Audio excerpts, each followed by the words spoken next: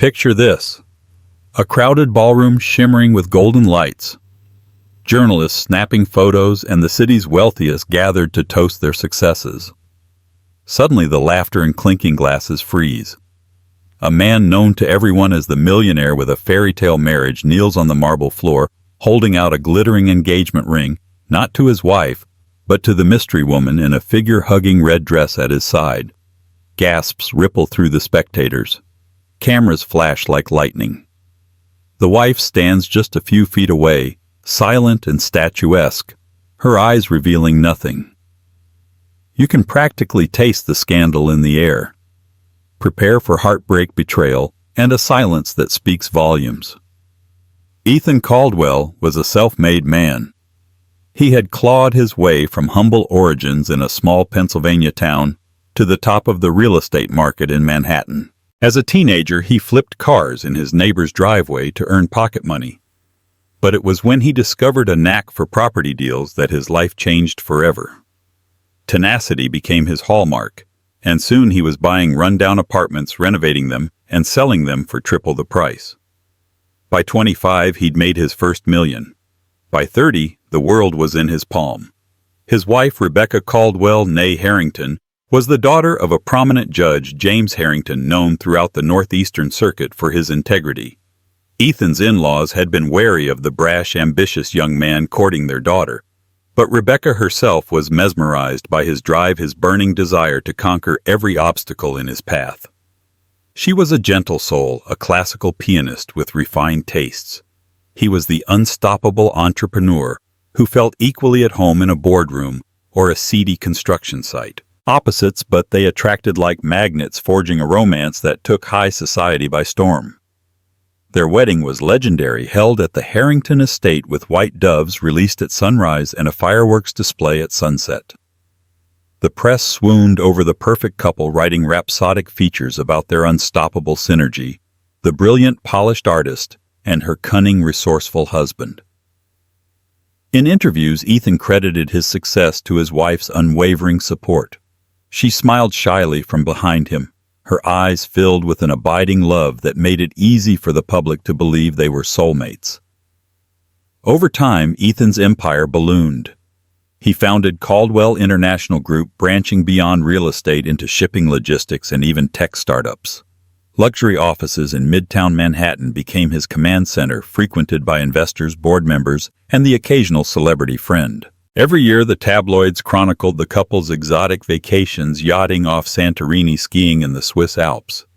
It was an image of glossy perfection, Ethan as the dashing millionaire, Rebecca as his poised, intelligent partner who hosted fundraisers for local charities and endowed music scholarships under her family's name. Behind the scenes, however, cracks were beginning to show. The demands of an ever-growing empire left Ethan pulling all-nighters. Rebecca, accustomed to a quieter life of piano recitals and intimate gatherings, struggled to keep pace. Their moments alone dwindled, replaced by frantic phone calls, urgent business dinners, and expansions that never stopped. She would pass him in the hallway of their penthouse with a gentle smile, but there was always a line etched into his brow, a permanent frown blossoming whenever he glanced at his phone. Yet the public saw only the shining exterior, the poised wife of a titan. Nothing, not even the occasional rumor of Ethan's affairs, could tarnish this portrait. After all, no one had proof. And Rebecca, if she suspected anything, showed no sign. The stage was set for a life that looked perfect from every angle until the day it all came crashing down. It began innocently enough, an introduction at a charity function. Ethan was the special guest speaker at a fundraising gala for the Children's Arts Initiative, a cause Rebecca held dear. Inside the grand ballroom of the Plaza Hotel, he circulated among a sea of benefactors, sipping champagne while discussing the newest philanthropic projects. That was when he first spotted Lauren Smith, a stylish marketing consultant who'd recently joined Caldwell International as a brand strategist. Lauren had bright, intelligent eyes and a certain confidence that radiated from her. She was neither shy nor aggressive. She engaged him in light conversation about the night's program, skillfully complimenting his philanthropic efforts without seeming disingenuous. His attention was piqued. After the formal speeches, the two found themselves at the same table. Rebecca, unwell that evening, had quietly slipped home early, leaving Ethan alone to mingle. As the night wore on, Ethan found Lauren's charm addictive. She seemed to understand his business challenges, offering clever insights that resonated with him in ways he rarely experienced outside his own circle of seasoned executives. By the time the event ended, he had given her his personal number under the guise of further discussing brand strategy ideas. The next day, her name floated through his mind. He told himself it was purely professional, a potential synergy. And yet he dialed her number that afternoon, setting up a lunch meeting in an upscale bistro in Midtown. Over seared salmon and delicate pastries, the conversation flowed like fine wine. This time it wasn't just business. They laughed about small-town upbringings, about shared frustrations in corporate life. There was no immediate physical contact, but an intangible tension crackled between them. Days turned into weeks. A second lunch happened, then a third, an after-work drink. Perhaps it was the thrill of attraction or the rush of secrecy, but each meeting left them wanting more. He was drawn to her ambition, to her youthful optimism, and to the sense of liberation he felt when talking to her. No complex baggage, no endless responsibilities, just the promise of something exciting. Meanwhile, Rebecca remained in the background, consumed by rehearsals for an upcoming piano concerto. She spent hours practicing in their soundproof music room, preparing for a solo performance at Carnegie Hall. In the evenings, Ethan would claim late-night business meetings or urgent calls with investors, while Lauren discreetly joined him at exclusive lounges far from the paparazzi's lens. A pattern had formed, as dangerous affairs often do. One stormy evening, when thunder rolled over Manhattan's skyscrapers, Ethan found himself alone with Lauren in the back of a limo, returning from a business conference in Boston. The windows were dark, the city lights a blur as the driver navigated through flooded streets. Lauren's hand touched his. Their eyes locked. In a sudden, undeniable moment, he leaned in and they kissed, a betrayal as electric as the lightning cracking the sky. Within that single instant, the fate of his marriage was irreversibly altered, though he still clung to the notion that he could keep both women in his life. But events were about to spiral far beyond his control. Rebecca was not naive. She noticed the subtle changes in her husband's schedule, the hushed phone calls at odd hours, the faint trace of perfume on his collar that wasn't hers, and the stammer in his voice when he tried to explain missing dinners. A quiet dread began to settle in her mind, though she didn't voice her suspicions. Instead, she observed him from a distance, trying to gather silent proof that her once perfect marriage was drifting dangerously off course. One evening, they attended a benefit concert at Lincoln Center. Rebecca was performing a short piece before a star violinist took the stage. Ethan arrived late, slipping into a front-row seat next to an empty chair meant for him. Rebecca could see him scanning the auditorium as if searching for someone else, his phone clenched in his hand. There was a moment, barely 2 seconds, where she caught the flicker in his eyes when a woman in a sleek emerald green gown entered the balcony. She recognized that woman, Lauren Smith. Lauren's presence at high-profile events was normally explained by her role in public relations for Caldwell International. But seeing Ethan's reaction was like a knife twisting in Rebecca's gut. Despite her pounding heart, she performed her piece flawlessly, each note resonating with pent-up emotion she couldn't yet voice in words. After the final applause, as the audience erupted in a standing ovation, Rebecca bowed graciously, locking eyes with Ethan. He clapped enthusiastically, but she detected guilt in the set of his jaw. That night she confronted him delicately. "You seemed distracted during the concert," she remarked while changing out of her performance gown. "Is everything all right at work?" Ethan waved it away. "One of our brand specialists came. I was making sure she had the right seats and was greeted properly." He said it casually, but Rebecca noticed the tension in his shoulders. She wanted to ask more, but some quiet voice told her not to press. Not yet.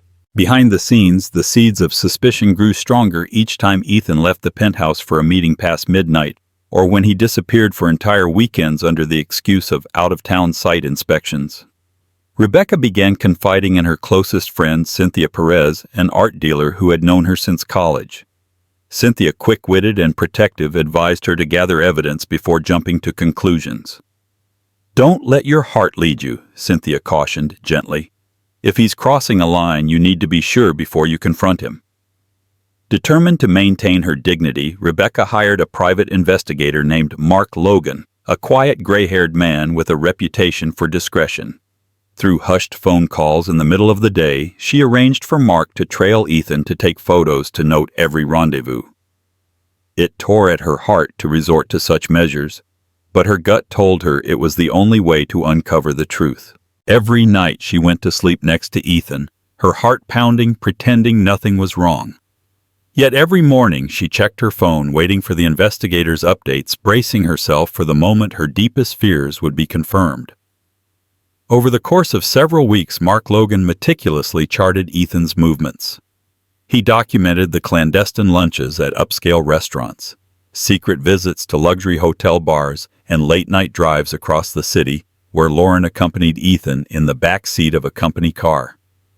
The evidence was damning photos of the two holding hands, stolen kisses on a street corner, Lauren's figure slipping into Ethan's penthouse when Rebecca was out of town for a performance.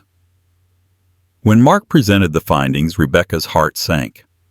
The color drained from her face and her usually steady pianist's hands trembled.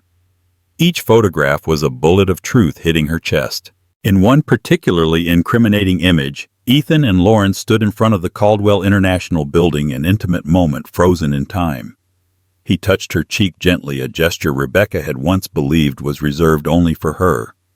Despite the heartbreak, she forced herself to examine every piece of evidence carefully to steel herself for what was to come.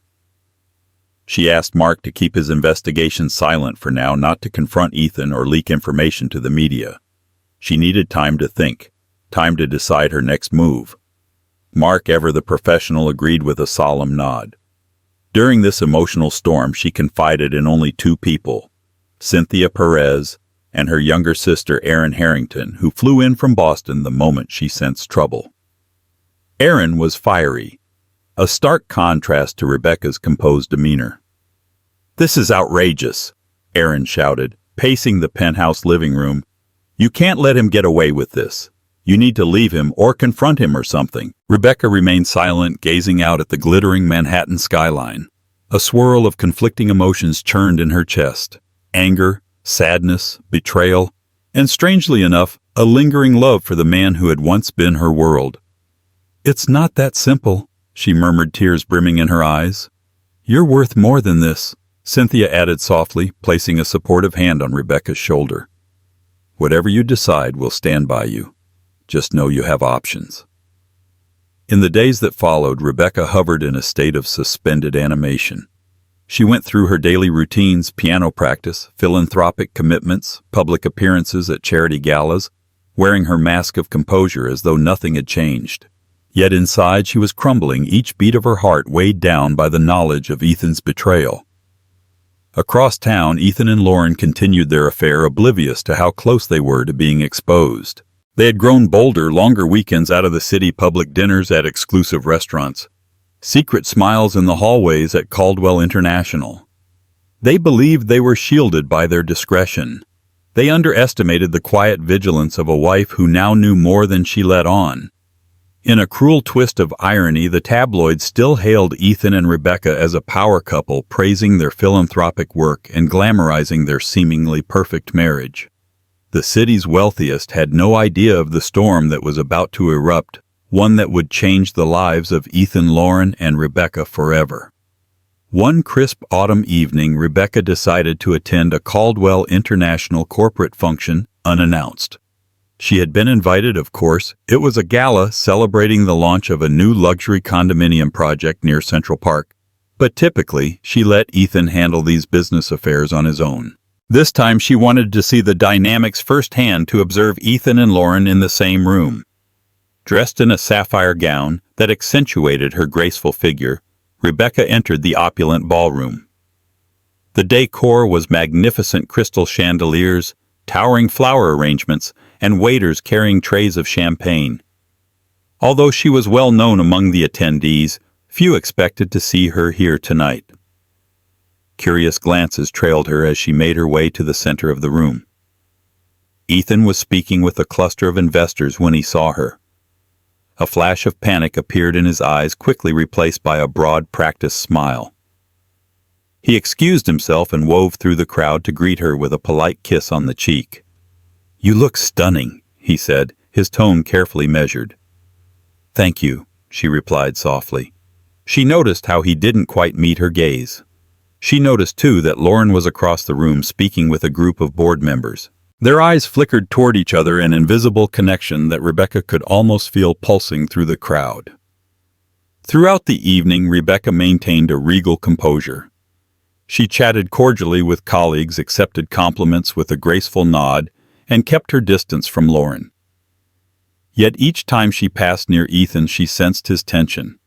He was careful not to let his gaze linger too long on Lauren, but the underlying current was unmistakable. There was more between them than business. Near the end of the event, she spotted a moment when Ethan and Lauren slipped out onto a balcony, presumably to discuss something privately. Rebecca waited a full 10 minutes before she too stepped outside, arms crossed against the chilly air. The sight that greeted her was a dagger to the heart. Ethan had his hand on Lauren's waist, leaning in close. Though they weren't kissing, their intimacy was undeniable. Their heads snapped around as she cleared her throat. Lauren quickly stepped away, a flush staining her cheeks. Ethan tried to recover, adjusting his collar nervously.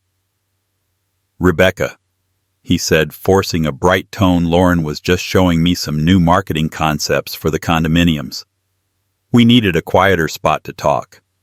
Rebecca's eyes flicked from Ethan to Lauren. She felt an urge to erupt, to hurl accusations at them, but she remembered the promise she'd made to herself to remain composed, to choose her moment carefully. So she simply offered a thin smile. "Of course," she replied. "Don't let me interrupt." Then she turned on her heel and walked away, leaving them both in stunned silence. Behind her, the city lights of Manhattan glowed with a deceptive warmth. Inside, her world was fracturing, the tension steadily rising toward the breaking point. And for the first time since this nightmare began, Rebecca felt a new emotion stirring beneath the pain, an icy resolve to face what she now knew without question. Rumors of Ethan's closeness to a mysterious woman had started circulating among Manhattan's elite. Whispers at social clubs, sly remarks among corporate circles, though no one dared confront him publicly. After all, Ethan Caldwell was a man of influence, and the benefits of staying on his good side far outweighed the risk of provoking him.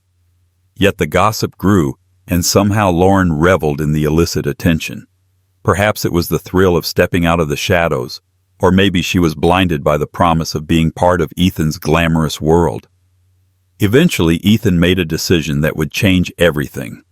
Tired of secrecy, emboldened by his love for Lauren, call it foolishness or arrogance, he decided to propose in the most public, extravagant manner possible. He was convinced that once he announced his intentions, the narrative would shift in his favor.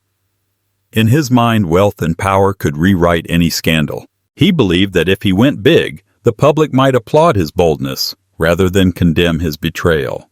It was a crisp winter evening at the Metropolitan Club, a venue notorious for hosting some of the city's most prestigious galas. The event was a charity auction for children's education, a cause Ethan had supported for years. Rebecca attended as part of her philanthropic commitments, though her mind was miles away, still wrestling with the heartbreak at home. Just as the auctioneer concluded the final bid, Ethan stepped forward. Clutching the microphone, he cleared his throat. His heart hammered, but adrenaline spurred him on. "Ladies and gentlemen," he said, voice echoing across the gilded hall, "I want to thank you all for your generosity tonight. This cause, children's education, is incredibly dear to me." Applause filled the space. Rebecca, standing near the back, watched him with narrowed eyes, unsure what was happening. Then, to her horror, Ethan beckoned Lauren to join him on stage. In a fitted red gown, she glided up the steps, her face glowing with anticipation. The crowd murmured in confusion. No one had introduced her. Ethan took Lauren's hand. "I've been blessed in many ways," he began, "but none so profoundly as finding someone who truly understands me, who shares my passions and my dreams. Tonight, I want to share that blessing with all of you because I intend to ask this incredible woman to be my wife." A collective gasp rippled through the audience. Cameras flashed and the world seemed to tilt on its axis. Rebecca's blood turned to ice, her breath caught in her throat. She was too far away to move, too stunned to do anything but stare in disbelief. She felt pinned in place, the entire room spinning around her. On stage, Ethan dropped to one knee, extending a velvet box. Inside was a ring so large it dazzled under the chandeliers, a dramatic symbol of his wealth and his disregard for the vows he'd already exchanged. Lauren's hands flew to her mouth in mock surprise, her eyes brimming with tears of triumph. "Yes," she whispered into the microphone, voice trembling. "Yes, of course I'll marry you." The applause that followed was hesitant, confused. People exchanged uncertain glances. Half the room was too stunned to react, the other half too polite not to clap. At the back, Rebecca felt her heart shatter into a million pieces. Yet she uttered not a single word. She turned and walked out of the venue, leaving behind a storm of flashes, gasps, and murmurs. And in the silence of her exit, she made the single most pivotal choice of her life: to remain completely, resolutely silent. The morning after the proposal, Manhattan was abuzz with scandal. Social media exploded with clips of Ethan on one knee, ring in hand, proposing to a woman who was not his wife. Paparazzi camped outside the Caldwell penthouse, eager to snap photos of Rebecca's reaction. But Rebecca never emerged. She stayed within the sanctuary of the upper floors, curtains drawn, phone switched off. She would not answer the door, nor give a statement. The city had never witnessed such a shocking turn of events, and the wife's silence became the story's most compelling mystery. Inside the penthouse, Rebecca walked through marble-tiled corridors as though in a dream. She half expected Ethan to burst in and demand an explanation for her leaving the gala, but he did not. He was too busy with damage control, spinning half-truths in business meetings, and to the media claiming his marriage to Rebecca had been over for some time, that the proposal was merely a formality of a new chapter. More interviews were requested, more tabloids thirsted for juicy details. Yet from Rebecca, there was nothing. No comment, no tearful confession, no rage-filled condemnation. Complete silence. Friends, family, and even reporters bombarded her with messages. Cynthia and Aaron were frantic, urging her to speak out to defend her reputation and condemn Ethan publicly. But she waved them off, face set in a calm mask. "Not yet," she said softly. "When the time is right, you'll know." Meanwhile, Ethan was unraveling. He had not anticipated that Rebecca, known for her grace and composure, would respond to his public betrayal by withdrawing entirely. He had expected outraged lawyers' letters or a weeping meltdown. Instead, he got nothing. And that nothingness became an echo in his mind, growing louder every day. He'd reach out to her phone, no answer. He'd ring the penthouse door from the lobby. She'd refuse him entry. He left her dozens of voicemails, each one more pleading than the last. "Rebecca, just speak to me," he said, voice cracking with frustration. "We can figure this out like adults." But she remained silent as a ghost, her refusal to engage gnawing at him more than any public fight could have. Lauren attempted to soothe him, encouraging him to ignore Rebecca. "We're together now," she said, flaunting her engagement ring. "This will all blow over if we stand firm." Yet Ethan found himself unable to shake the unease in his gut. Something about Rebecca's silence felt more dangerous than any scandal. One afternoon, a tabloid posted a headline in bold letters: "Millionaire's wife missing or plotting her revenge." Ethan read the article, his palms sweating. Reporters speculated that Rebecca might be preparing a massive lawsuit, or that she had left the country, or even that she had had a breakdown. Every theory made Ethan more anxious. He realized that despite his wealth and power, he had no control over the one person who mattered most in this entire fiasco. And so the city's greatest question remained unanswered. What would Rebecca do next? In the quiet corners of her penthouse, she sat at her piano, fingers poised above the keys, refusing to let a single note escape. She could only hear her own heartbeat, steady and resolute as she bided her time. While the city speculated about Rebecca's motives, Ethan found himself drowning in complications. Investors grew skittish, concerned that personal scandals could erode confidence in Caldwell International. Major partners reached out with polite but urgent phone calls seeking reassurance that the man at the helm had not lost his grip. Share prices dipped slightly, reflecting the market's discomfort with the swirling rumors.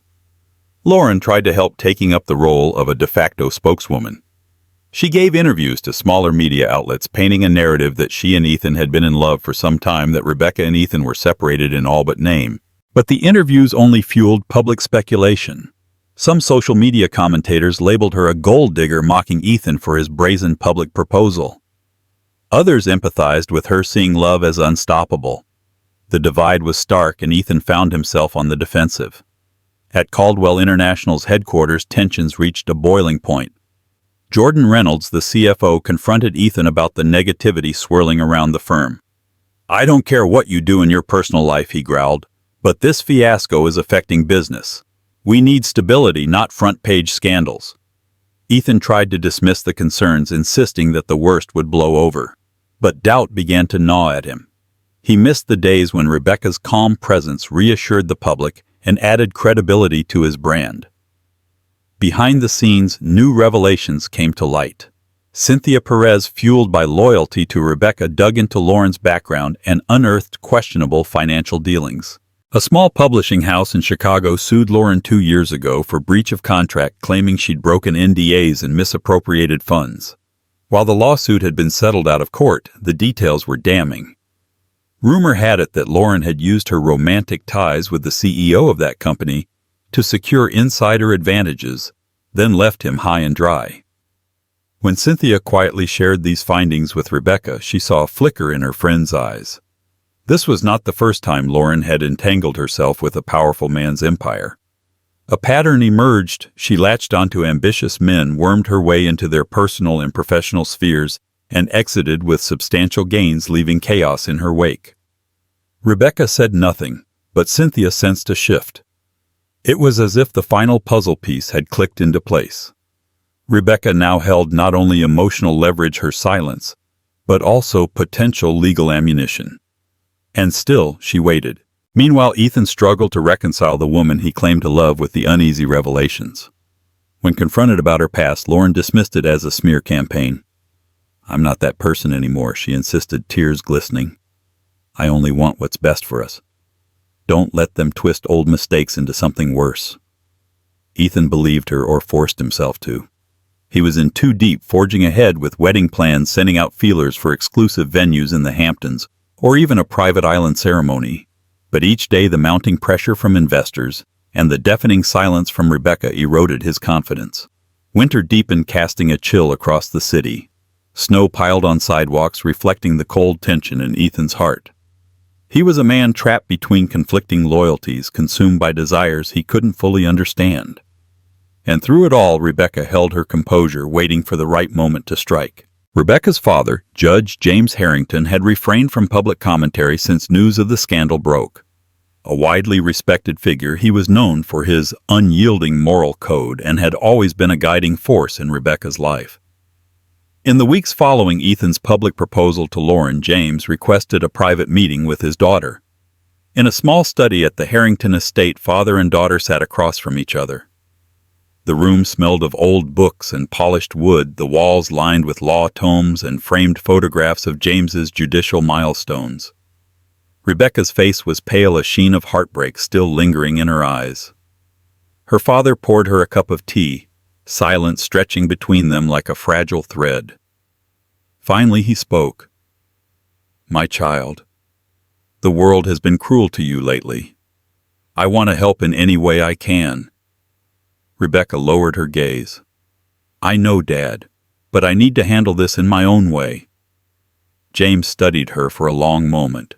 He understood that while he could offer legal and moral support, Rebecca's dignity and autonomy were paramount. He slid a folder across the mahogany desk. Inside were legal documents, evidence of Ethan's breach of fiduciary duty if he'd used company funds for personal affairs, and potential spousal claims if Rebecca chose to divorce. "You have every resource I can provide," he said gently. "But I won't force your hand. You do what feels right, and I'll stand beside you." With tears in her eyes, she reached over and squeezed his hand. For the first time in weeks, she felt fortified, as if her silent strategy had a powerful ally beside her. Meanwhile, on Ethan's side, tensions escalated.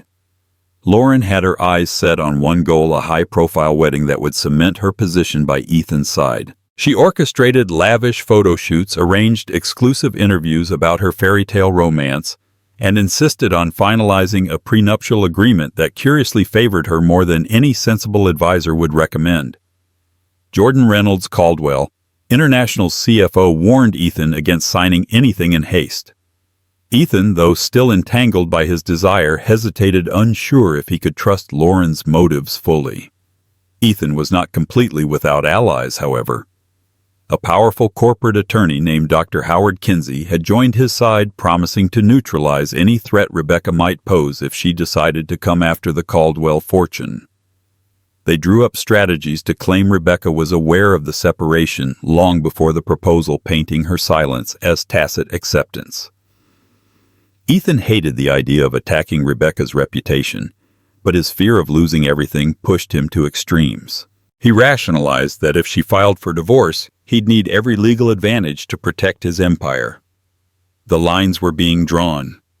Allies on both sides gathered quietly, preparing for an inevitable clash. Rebecca's father, her close friends, and the evidence they'd amassed against Ethan and Lauren. Ethan's corporate attorney, his hungry PR teams, and the shield of money and influence he believed could protect him. The city braced for a showdown that no one could quite predict. And in the middle of it all was Rebecca, still silent, still watching, biding her time as the swirling maelstrom of allies and enemies drew ever tighter around her. The final straw came on a snowy evening in February. Ethan, out of desperation, decided to confront Rebecca face to face at their penthouse. He had tried phone calls, text messages, emails, all went unanswered. He was convinced that if he could just talk to her, if she could see his point of view, perhaps they could part ways amicably, or at least come to some financial settlement without further scandal. Armed with a bouquet of white orchids, Rebecca's favorite, he went to the penthouse, brushing past the doorman who hesitated but ultimately let him pass. The elevator ride felt endless, each ding raising his anxiety. When the door slid open, he entered the silent marble foyer. He called out her name. No response. Venturing deeper, he found her in the music room, seated at the piano. She stared at the keys but made no sound. He placed the orchids gently on the polished wood surface and cleared his throat. "Rebecca," he began, his voice quivering with emotion. I'm sorry for everything. I never meant for it to happen this way." She turned slightly, her expression unreadable. But she didn't speak. She simply watched him, her eyes steady, offering no hint of anger or forgiveness. "I know I hurt you," he continued, stepping closer. "I was selfish and stupid. Lauren, He paused, struggling for words. "I thought I could find something new, something exciting. But I never wanted to destroy you." Still, Rebecca remained silent. Ethan's frustration flared. He had come expecting tears, accusations, or even a slap, anything but this impassive calm. "Speak to me," he demanded, voice shaking. "Please, say something. I need to know what you want."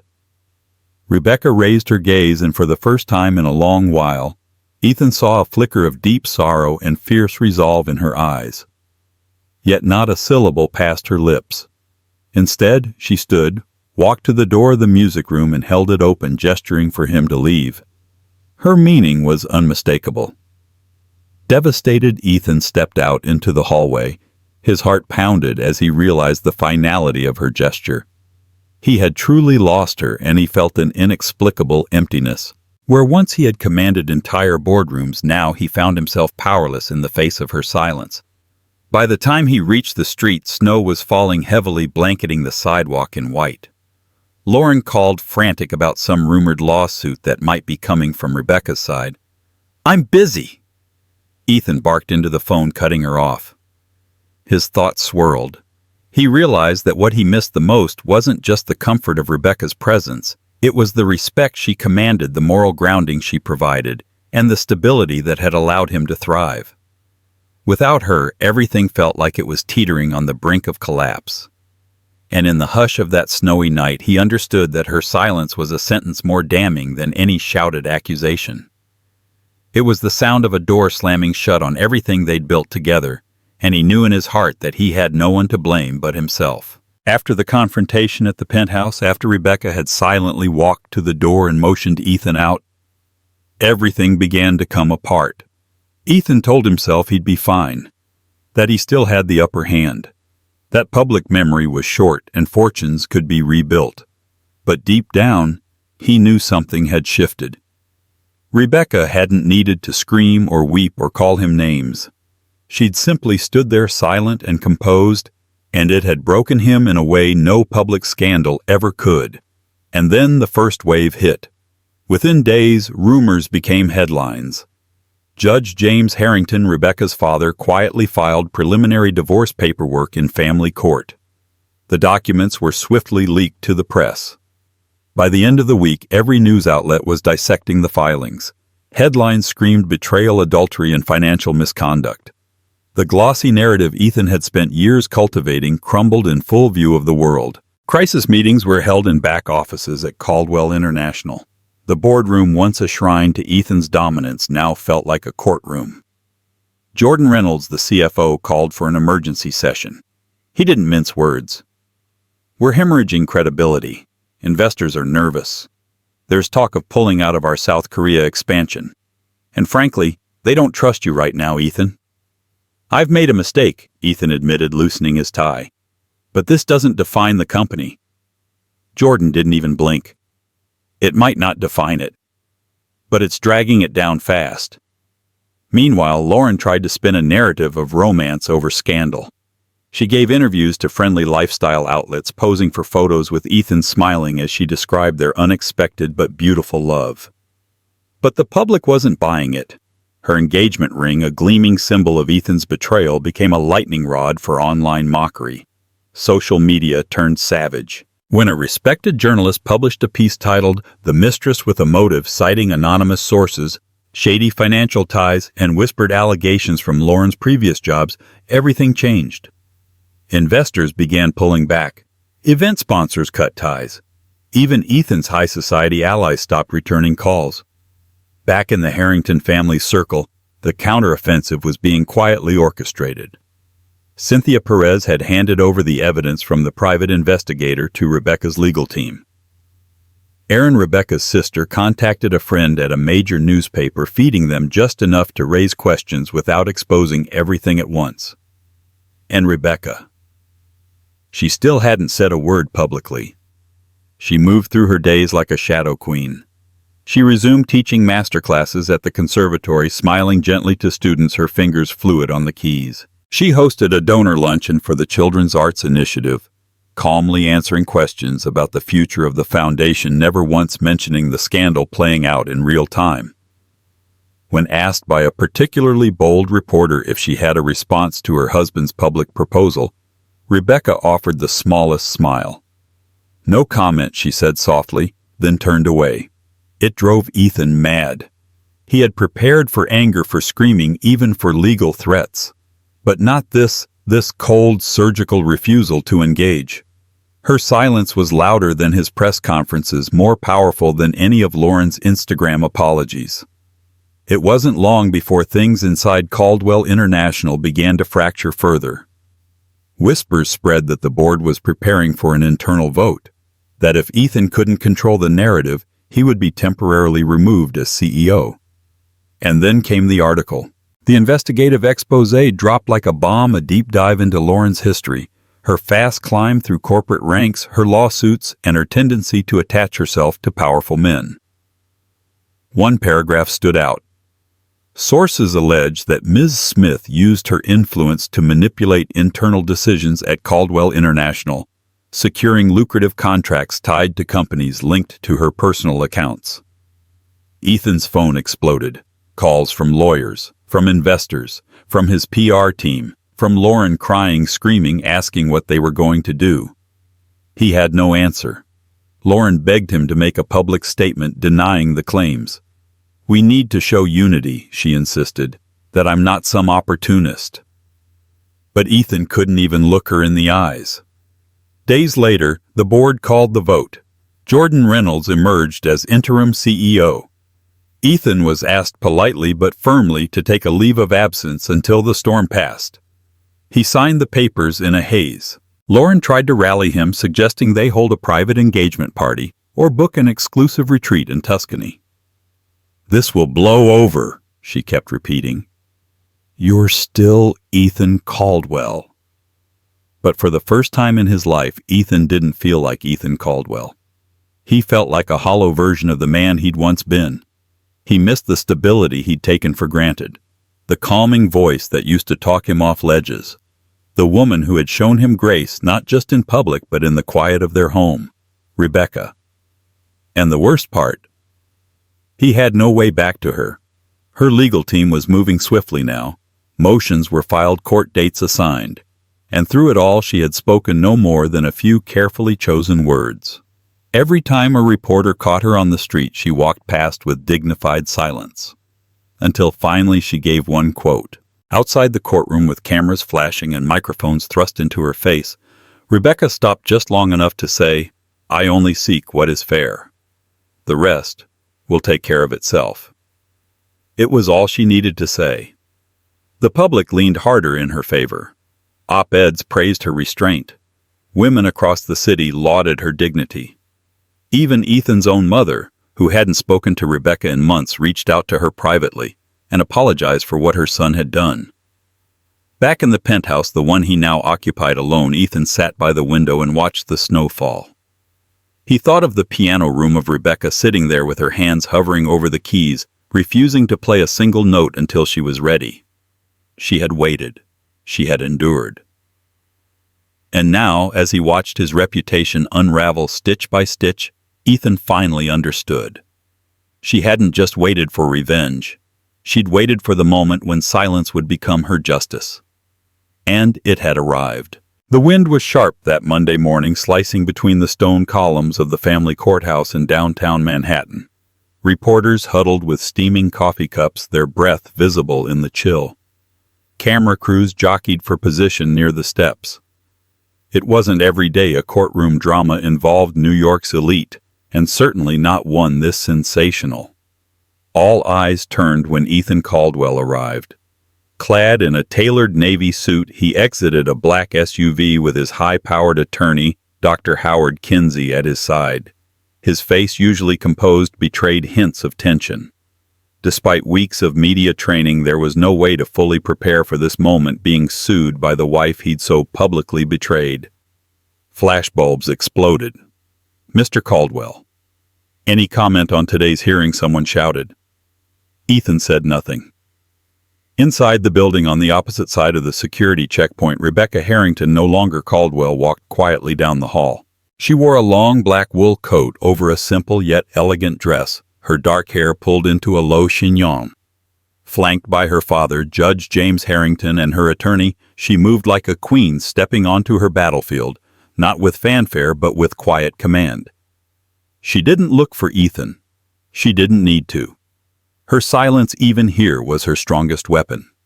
The courtroom buzzed as Judge Olivia Bertrand took her seat, a no-nonsense, sharp-eyed woman known across the state for her impartiality and disdain for theatrics. The gavel fell. "Let's proceed." Ethan's legal team moved quickly, attempting to frame the separation as long-standing and amicable. Dr. Kinsey, with smooth precision, painted the narrative of a marriage already dissolved before Ethan's engagement to Lauren Smith. Our client, Kinsey, said, wishes only to close this chapter with dignity and fairness. There was no malicious intent. But the opposing table had come prepared. Rebecca's lawyer, a shrewd woman named Naomi Feld, stood and began laying out a meticulous timeline. Photographs, timestamps, sworn statements, detailed surveillance logs from the private investigator. All of it pointed to one thing: the affair had begun well before any formal separation. And more importantly, Ethan had made a public spectacle out of it. The bombshells didn't stop there. They introduced financial documents showing questionable transfers from Caldwell International accounts to cover private trips with Lauren, receipts from luxury hotels, flights billed under consulting expenses. It wasn't just personal betrayal, it was potential misuse of corporate funds. And the court took notice. Throughout it all, Rebecca sat straight-backed, hands folded gently in her lap. She did not interrupt. She didn't need to. The facts did the talking. When it came time for her to testify, the courtroom hushed. She rose and walked to the stand. Her voice was calm, neither trembling nor sharp as she answered the judge's questions. She detailed how she discovered the affair, how Ethan's public proposal blindsided her, how she endured weeks of media scrutiny in silence, not out of weakness, but to preserve what little dignity remained. "I chose not to speak until now," she said evenly, "because I knew the truth would speak for itself." Her words were measured, her tone never vengeful, yet they struck harder than any accusation. Even Judge Bertrand paused before continuing, visibly moved by Rebecca's restraint and clarity. At one point, Bertrand asked if she sought spousal support or extended litigation over the Caldwell estate. The courtroom held its breath. Rebecca looked directly at the judge and answered no. "I only ask for what is fair. I don't need to destroy what's left. I only want to walk away knowing I didn't become what hurt me." Ethan flinched. Outside, the news spread like wildfire. "Rebecca speaks calm, collected, and unbreakable," read one headline. "Caldwell's empire at risk as divorce turns tactical," read another. Talk shows buzzed, speculating on whether Rebecca's composed testimony had just cost Ethan his last shred of public goodwill. The final settlement didn't make her a billionaire, but it didn't have to. Rebecca secured a generous portion of their joint assets, ownership of their vacation property in Cape Cod, and a one-time corporate payout. But what mattered most was what she declined: excessive alimony, a fight for majority control, or any intention to drag Ethan through years of litigation. Her message was clear: "I don't need to ruin you. You've already done that yourself." Back at the Caldwell penthouse, Ethan stood in his now empty living room watching the media coverage play out on muted screens. Lauren was pacing nearby, her phone buzzing with messages from panicked acquaintances and corporate contacts distancing themselves. "They're saying I'll be subpoenaed," she snapped. "Do something." "Ethan?" But he barely heard her. His thoughts were thousands of miles away, stuck on the sight of Rebecca on the courtroom bench, her silence no longer mysterious, but monumental. "I gave you everything," Lauren hissed, but Ethan didn't answer. His empire had become a house of cards, and now the winds were howling. Over the following weeks, Caldwell International's board quietly voted to replace him as CEO. Jordan Reynolds stepped in to stabilize the company, issuing statements that the firm would refocus on integrity and investor trust. The damage had been done, but the rebuild had begun without Ethan at the helm. Rebecca, meanwhile, stepped into her new life with a kind of grace that the city admired and envied. She moved out of the penthouse and into a historic brownstone on the Upper West Side. She reinstated her family name Harrington and poured herself into the Children's Arts Initiative, even endowing a scholarship fund for young women in the arts. She never gave another interview. Lauren eventually disappeared from the social scene, her glittering moment of fame gone as quickly as it had come. Without Ethan's name to protect her, and with mounting legal scrutiny, she quietly relocated to Chicago. The engagement was called off. Ethan never truly recovered, not financially but emotionally. His fortune remained diminished yet vast. But every room felt emptier. Every night was quiet. He would scroll through news clips of Rebecca's court statements, rewatch her walking past the press, with her head held high. The silence she wielded, the poise she maintained, echoed louder than any public outcry ever could. He had proposed to his mistress in front of the world, expecting applause. But it was his wife's silence that history would remember. And in that silence, Rebecca Harrington had found something even rarer than revenge: peace. Thank you for following this story of scandal, heartbreak, and a woman's unbreakable resolve. If you found yourself caught in the suspense of Ethan Caldwell's downfall and Rebecca's quiet, triumphant stand, Be sure to let us know. Share your thoughts on the public proposal, the mistress and the wife whose silence spoke louder than any public outcry ever could. If you enjoyed this drama-filled journey, don't forget to like, share, and subscribe to our channel for more stories like this. Stories of love, betrayal, and the resilience of the human spirit. Your support keeps us going, fueling our dedication to bring you more captivating tales. So hit that subscribe button and ring the notification bell to stay connected. We appreciate every moment you spend with us, and we can't wait to share our next thrilling story with you. Until then, stay inspired and keep exploring.